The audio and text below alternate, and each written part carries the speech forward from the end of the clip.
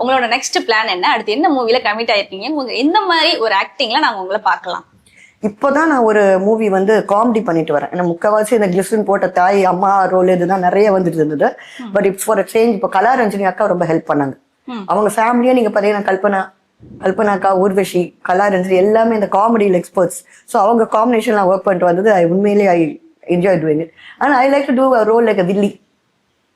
அந்த மாதிரி இது என்ன ஒன்றும் ஆடியன்ஸ்க்கு என்ன சொல்லணும்னு கேட்டாக்கா, எந்த ரோல்ல நம்மள வந்தாலும் அவங்க பார்க்க கத்துக்கணும். ஏன்னா இப்ப கேரளா ஆடியன்ஸை பொறுத்த வரைக்கும் என்ன ஹோம்லியாவே பாத்துட்டாங்க.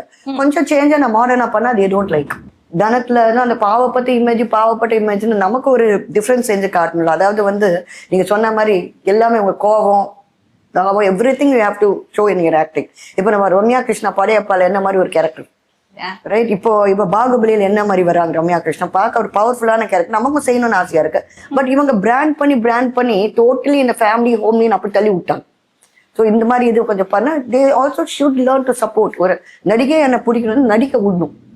நிறைய பேர் நீங்க பாத்தீங்கன்னா இப்போ அந்த காலத்துல கனகா வந்து கரகாட்டக்காரில் வந்து அவங்க மாடர்னா போட்டா பார்க்க மாட்டாங்க நிறைய ஆடியன்ஸ். அப்படி இல்லாம எல்லாமே பார்க்க கத்துக்கிட்டா நாங்களும் நல்ல டிஃப்ரெண்டா நினைப்போம். Okay ma'am.